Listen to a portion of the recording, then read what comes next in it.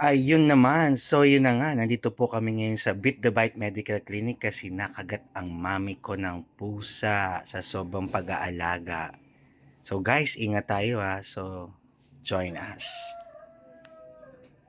So, ang Beat the Bite Clinic is here at Candelaria, Quezon. Is the proper way of doing the anti-rabies. Mami, ito pa na yung kausap niyo. Saka saktong nasa yun, talagang, nakahingi tayo ng discount. Nurse, sabihin mo lang kung ano yung mga ituturo para alam sige, din. Sige. Mamaya, pag-start natin. Years pa, para natin na, may rabies pala. Ang effect, hindi ngayon mararamdaman. Oo, kaya minsan din natulungan. So ito nurse, makakatulong to kung sakaling Oo, yung naman. after nung March ay napaturo ka na siya eh. Oo. So it can affect also kung talagang mabablock na siya, ibig sabihin. Kasi yung iba hindi nagpapaturo. Tapos din may history na nakagat, Tapos nagpaturok sa amin, magtatanong bakit namatay din. Yung pala may previous, hindi lang sinabi sa amin, may previous na, na kagat. Yun yung sa kanya, nakamatay sa kanya. Yung pusa ay may sakit. After kayong makagat, namatay ang pusa. Sabi pa nga, nakagat pa daw yun na Aso. Asong ulol. Hindi, yung aso pumatay din kay May rabies siya, yung aso. May rabies yung aso, pero hindi pa ulol. May rabies lang. Katimbihin, pagkakagati, patay Ito yung laki ng pagkakagat ng pusa. Bago nangagat, tapos namatay. Kaya, Sa isa. So guys, mag-ingat tayo. Sa mga panahong ito, kahit may mga pets kayong kala nyo close, mag-ingat pa rin. Ano po ba magiging effect ng pagkagat muna ng pusa? pusa, ganun din, katulad din ng Parang, di ba parang nauulol-ulol yung effect? same din ng Yung sa brain siya, di ba? Oo, same din ng So yun ang reaction yun. Mamaya maloka-loka na kayo, hindi ko alam na nakagat pala kayo. Ay siya. Hindi ako po, Diyos ko. Wag naman. Yan. Pagka gano'n, iilagan ninyo agad sa Mami, magkabila.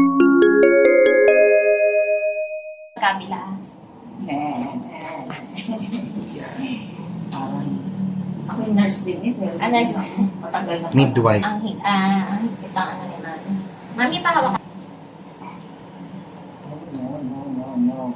Mami, ito yung parang pantal, ha? Ito yung anti-rabies natin. Ito yung babalikan natin. Kabaw na? Yes po. Ay, ang gaan naman ang kamay mo. Naku, mabawiin niyo po yan mamaya. Kasi masakit itong toxoid. Ito pong isa, tetanus toxoid naman po to, ha? Medyo mabigat po ito, Mami, ha? Doon ulit. Yes po. Ang tawag dyan, ma? Tetanus toxoid. Mami, ito ha? Masakit ha? Iko-cold compress niyo po ito ha? Mamaya pagdating sa bahay. Wow. Diba? Babawiin ninyo. Cold compress. Tapos bukas po, pag masakit pa rin, hot compress naman. Itong parang pantal na ito, huwag gagalawin ha? Iko-cold mo pa yan? Opo, Pwedeng pagdating po. ganyan, Oh, yung parang Sa inyo po, pero kung yung parang pantal daw, wag yung gagalawin. dito naman po sa kabila. Anak ng nanay ko. Yan. Okay, magpakagat pa kayo. Hindi na. Kaya kayo huwag kayong basta hipunan ng Ba't baga naman feeling nyo laging mabait ang mga pets. Nako. Mami, pahawak po ulit. Ilan pa ang pusa nyo dun? 3. Hindi, dahil Pakain na lang kayo, huwag na kayong hawak ng hawak. Hindi man ako nakahawa. Aroy.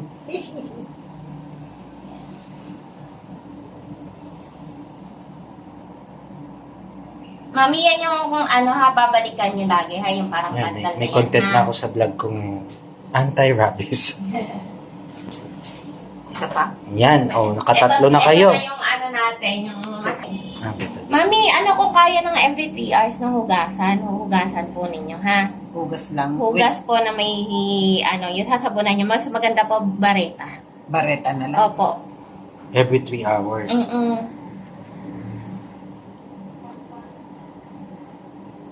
Safeguard ang aking inan. Pwede naman po, pero sabi po ng doktor sa San Lazaro, mas maganda po kung Oo. Ano po? Na ano ko rin.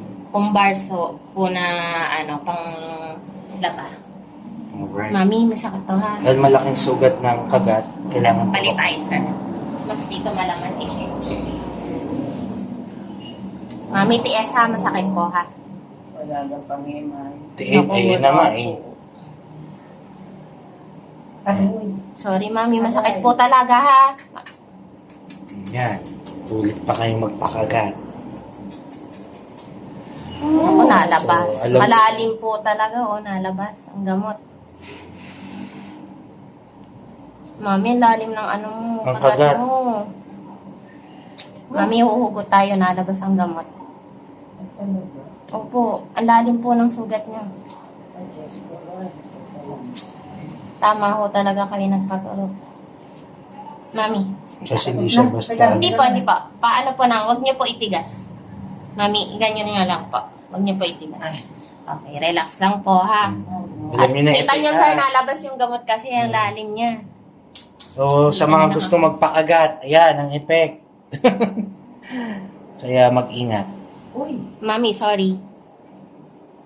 This is not a joke. Kailangan natin mag-ingat. Oh, Diyos. Nalabas ang gamot. Lalaliman ko. Mami, nalabas talaga ang gamot natin. Nalabas pa rin. Opo. Oo. Yan, nasa video, makikita nyo sa vlog to. Ano ba yan? Ay, tanggapin. Mami, kasi ang laki ng sugat nyo. Teka, try ko na ng ipon. Oh. Ang lalim ng kagat. Ayan. Oh. Okay. Okay, mami, doon ako sa isa, ha? Oh. Doon sa isang sugat. Tapos na. Dalawa po kasi yung sugat nyo, mami. Kaso kaya tayo nagdalawa dyan, nalabas yung gamot natin. Himay na himay eh. Sorry, mami. Ayun pala yun. Nalabas po Hindi kasi. kaya effect din nung himay nyo nung nakagat kayo nung March? Hindi siya ganun. Tapos wag po i-cover, ha? Ha? Wag po Okay, i-cover. Every 3 hours, kailangan Mhm. i-clean ng bareta. Mm-mm. Ilan? Ito, Ikaw, pagkatarong cover. na ito, lilinisin ko na rin ang barita, gano'n. After 3 hours po, kalilinis ko After lang naman, nito, mami. may 3 hours. Mm-mm. Count nyo na. Sakit niyan. Tiis lang po. Tapos talaga po siya may bukol, ha? Talaga magkakabukol. Opo, pero mawawala naman po yan. Okay. Masakit na. Tapos na? Opo. Ay, Diyos ko. Teka lang po, punasan ko po ulit ng Yan, baseline. yun ang effect ng sakit. Ang sakit po. Ito yung pinakamasakit. Yung tinurok kong to. Kasi may ano siya eh, nasa ugat. Yan, oh. Nagluwa na naman. Ay, dugo na siya. Hindi na yung gamot. Mami, wag ko cover ha. Katulad ng ginawa niyo kanina. Wag papaduguin. Hayaan niyo laang na open siya. Every 3 hours. Hayaan niyo lang po muna dyan. Okay. Ito ay malalansa. Paalala, pagkatapos ng bakuna, bawal uminom ng alak sa loob ng 1 buwan. Bawal ring kumain ng manok, itlog, hipon, bagoong, patis, at lahat ng klase ng isda, mami, o seafoods para hindi mamantal ang buong katawan. Hanggang 2 araw lamang pwede ma-delay ang bakuna. Babalik sa unang turok kapag lumagpas na ng 2 araw. Kailangan matapos lahat ng turok sapagkat mababaliwala ang turok kapag hindi natapos. Yes po. Ang anti-rabies vaccine o ARV ay panghabang buhay, ngunit kailangan natin magpa-booster makalipas ang 3 buwan kapag muling nakagat o nakalmot ng aso o pusa. Itago ang record upang may katunayan kapag magpapabooster na ikaw ay nakakompleto na ng turok. Alright guys, so this is the information para sa mga hopefully hindi kayo makagat para makaiwas tayo sa rabies. Alright, meron tayong branch dito sa Candelaria, Quezon. Anti-Rabies Research Institute for Tropical, ano to? Ano ba tawag itawag dito? Beat Bite Medical Clinic. Beat the bite. Oh, Beat the Bite Medical Clinic. Along the highway lang siya ng Ang Maharlika. aming doktor ay si Dr. Selvio. Yeah, si So, Dr. si Dr. Selvio. Si Milo, na anti-rabies nga. Wala. Ay, hindi. Nag-ano ba kayo ng pets? Sa pets shop yun. Tao lang talaga sa kanila. Tao. So yan, para sa mga hopefully hindi makagat ng aso or pusa, Meron tayo ditong branch sa Wow, tumipid Candelaria, ako. Quezon, Opo, guys. yan nyo lang po, mami. Malaking tulong to kasi may mga times kailangan natin pumila sa libre pero binabayaran ka rin, di ba? So, we have to make sure din na tama ang itinuturok sa inyo. Right, guys? Beat the Bite Medical Clinic. Hindi po to sponsor, ha? Wala ring discount. Kaunti lang. Tatagalin ko yun. Alright, sige po. Kumbaga pag pumunta ko dito, isang beses na tuturukan. Hindi. Yung pong sa mata- Dalawang beses kayong tuturukan pero may dalawang schedule yun. Hindi the same time.